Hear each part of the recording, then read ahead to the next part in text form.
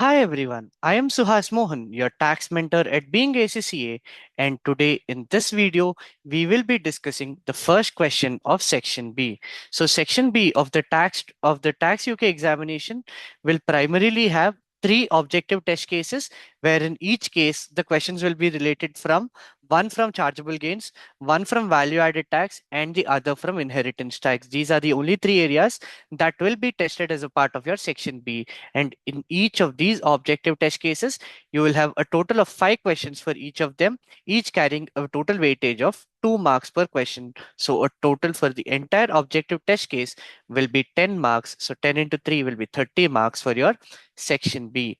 And again, here as well, similar to section A, you will have a maximum time of, or you'll have to allocate a maximum time of 54 minutes to your section B. But again, for this, I would also recommend that you try to bring that down by at least 4 to 5 minutes for each of these objective test cases, so that you're able to finish it within 40 to 45 minutes, so that you can keep the remaining time that you're able to save in this either to revise or look back at your previous answers, or you can utilize this time for your section B, where you'll have to present your answers in entirety. All right. With that being said, let's start off with our first question of section B. The first question: Aura Limited is a UK trading company making standard rated sales. It is VAT registered and submits quarterly returns. Its annual taxable turnover excluding VAT is typically 450,000. Sale of goods. On 1st February 2026, Aura Limited received an order from a client. On 15 February 2026, Aura Limited delivered the goods to the client. That means this will be your basic tax point, because that is when the goods have been delivered is your basic tax point. But if based on the payment or invoice received, the tax point will change to the actual tax point. The invoice for £600 excluding VAT was issued on 10th March 2026, which means though the goods were issued on 15th February, the invoice was issued on 10th March 2026. And since from 15th Feb 2026 to 10th March 2026, the duration is more than 14 days, so the tax point will still be at 15th February 2026. And if, but the tax point can change if the payment was received before the goods were made available to the customer. So here, the payment was received on 29th March 2026, which is after the date the goods were delivered to the customer. So the basic tax point will remain this only and will not change to the actual tax point, which is either the payment being received before the due date, as it has not happened, nor the invoice was issued within 14 days. Aura Limited is considering joining the cash accounting scheme to improve its cash flow. Inputs in the quarter ended 31st March 2026. Aura Limited incurred the following amounts. All figures are inclusive of VAT. Purchase of a company car for the sales manager with 40% private use. Always remember, cars with private use involved, you will not be able to reclaim input VAT on it. But the fuel part of it, you will be able to reclaim input VAT, but not for the car expenditure. So this one, you can directly strike it off saying that VAT cannot be reclaimed. Next is cost of entertaining UK customers is £1,200. For entertainment of employees or overseas customers, you will be able to reclaim input VAT, but not the cost of entertaining UK customers. So this can also be strike through. But if the question is framed in such a manner where they're asking what all are not disallowed for VAT purposes, then these both will be the right options. Training course fees for staff development. Since the staff development is for the employment purposes, this is allowable for VAT purposes. Sorry. Late payment. The VAT liability of 5,000 for the quarter ended 31st December 2025 was not paid until 10th February 2026. So here, the VAT, usually the VAT payment is to be done within 1 month and 7 days after the end of the VAT period. But it was not paid until 10th February 2026, where the normal payment is 1 month and 7 days. So 31st December being the quarter ending, the 1 month will be 31st Jan and 7 days will be 7th of February. 2026, but it was not paid until 10th February 2026. Group aspects. Aura Limited owns the following shareholdings: 100% of Blue Limited, a UK company making taxable supplies. Okay, because to be part of the VAT group, what is required? The company should have an establishment in the UK, and and the parent company should have at least 50% ownership. Next is 90% of Green Inc., an overseas company making taxable supplies through a UK shop. Though it is an overseas company, it has an establishment in the UK in the form of UK shop. So for that reason, that is also can be a part of VAT group because more than 50% is owned by Aura Limited. And then we have 60% of Yellow Limited, a UK company making exempt supplies. Because it has establishment in the UK, it can be part of the VAT group, even though it does not make any taxable supplies. And since it is 50% or more, Yellow Limited can also be part of the VAT group. But 30% of Red Limited, a UK company making taxable supplies, because the ownership is, though it is a UK based company, because the ownership is only 30% by Aura Limited, it cannot be part of the VAT group. So we will strike it off. Aura Limited is considering forming a VAT group. With that being said, let's start off with looking at the questions.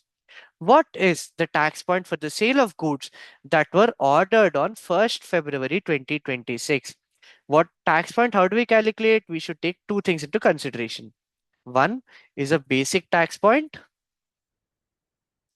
which will be the date, the date the goods or services are made available to the customer, or the actual tax points. If either of these actual tax points are applicable, then they will be taking succession over the basic tax point. What are they?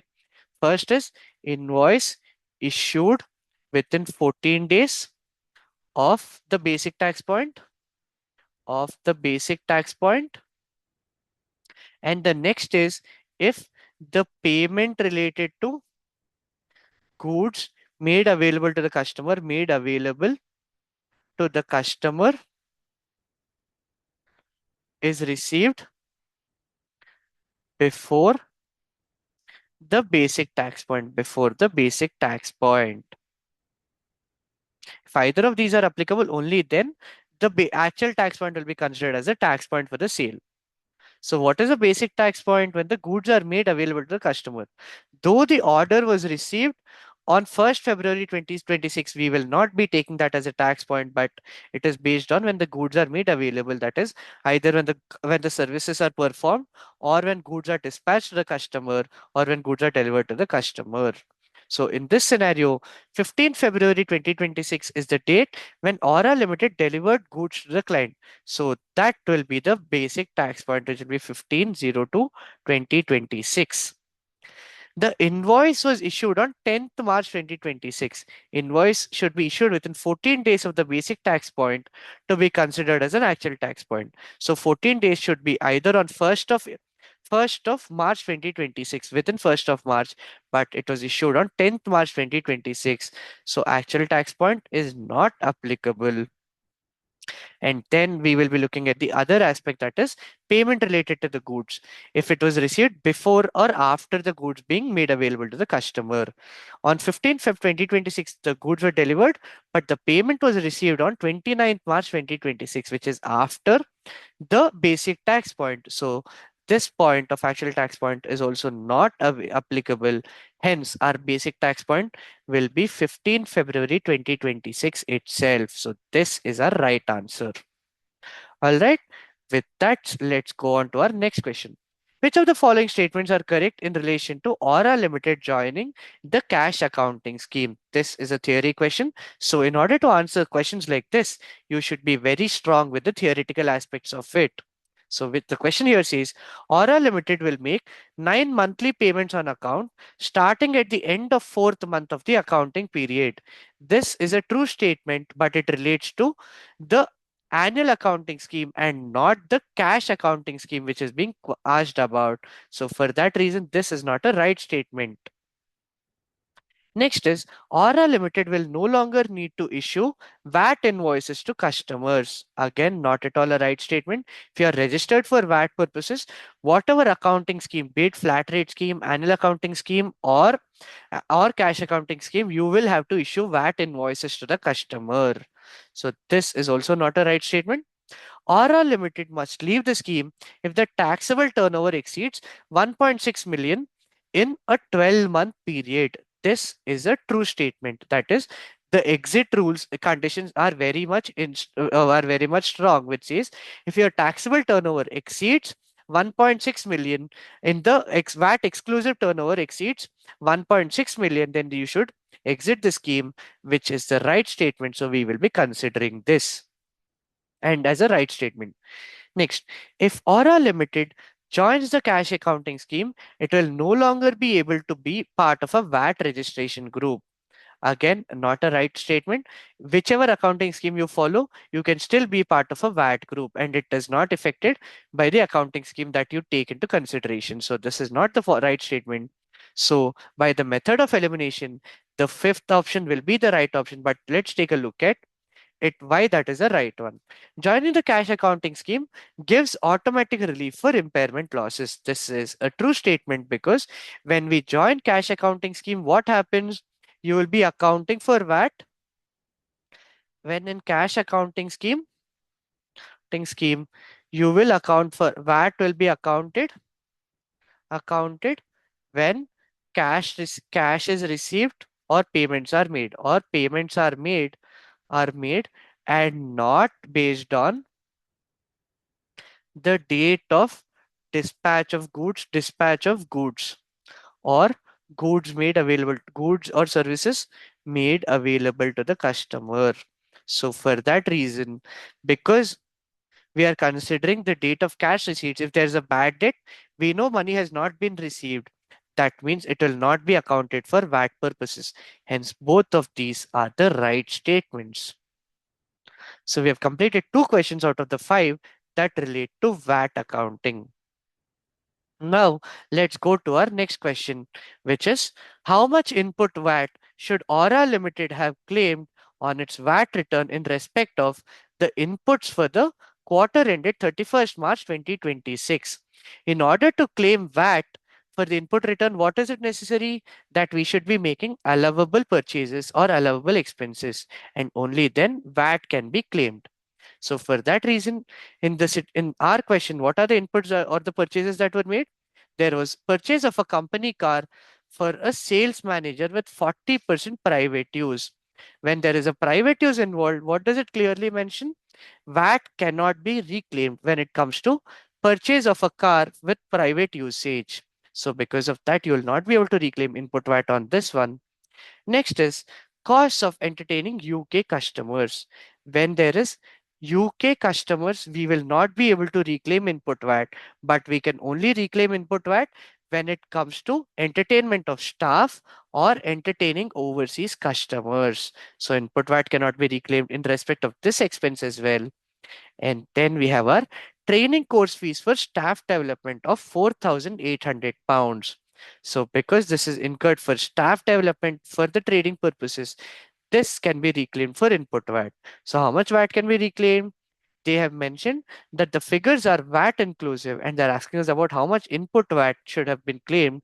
So it will be, if it is VAT inclusive, how do we calculate the VAT amount? It will be the amount VAT inclusive into 20 by 120, because VAT inclusive price we should include it 20 by 120, which will give us a value of £800. That is our third question. And now let's go to the next one, which is indicate by selecting which by selecting the correct box below the percentage penalty that will be applied in respect of Aura Limited's late payment of VAT for the quarter ended 30th December 2025 and whether interest will be charged. So, when will the penalty will be applicable from? Penalty will be applicable. Penalty will be applicable for VAT purposes if the payment is delayed by more than 15 days. By more than 15 days. How many days has it been since the delay had been? It is 31st December. So payment of VAT should have been done by 1 month and 7 days. 1 month and 7 days, which will be for 7th of February 2026. But actual date of payment was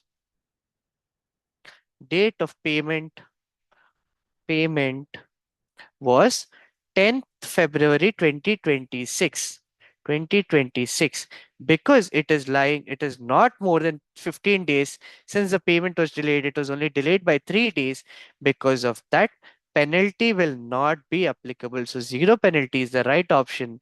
But they're asking us whether interest will be charged. Interest will be charged if the interest will be charged from from the date of the deadline to pay to the actual date of payment. Even if you are late by 1 day, even then an interest will be applicable. So for that reason, the right option is interest charged, but penalty, because it has not exceeded 15 days, penalty will not be applicable. So this is a right option. All right. With this, let's move on to the last question, that is relating to the VAT of objective test case.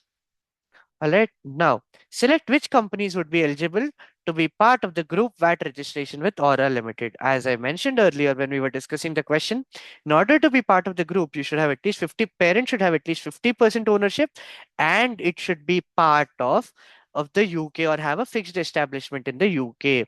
So what are the companies? Blue Limited. Yes, as we have highlighted earlier itself. Next, Green Limited. Though it's an overseas company, it supplies through a UK shop because it has a fixed establishment in the UK and owns at least 50%. Green can also be part of the group. And Yellow Limited, because it is a UK based company, it will also be part of the group. But in Red Limited, though it is a UK based company, Aura Limited does not own at least 50%. So, for that reason, this will not be eligible to be part of the group. So, these are the three only options that we can select, which are Blue Limited, Green Inc., and Yellow Limited. And with this, we come to the end of the questions relating to VAT. Guys, if you have any queries or any doubts relating to any of these concepts, you are not able to understand the concept, or you feel that you're getting struck, or you're not understanding how the calculations are to be done, you can always reach out to me and I will be very happy to help. Since we are coming to the last few days before our examination, it is very important that we ensure that we are strong with our concepts and be thorough in reading the questions. Reading the question twice or thrice is very, very important. Do not jump into solving the question directly, but read the question before you actually start solving it.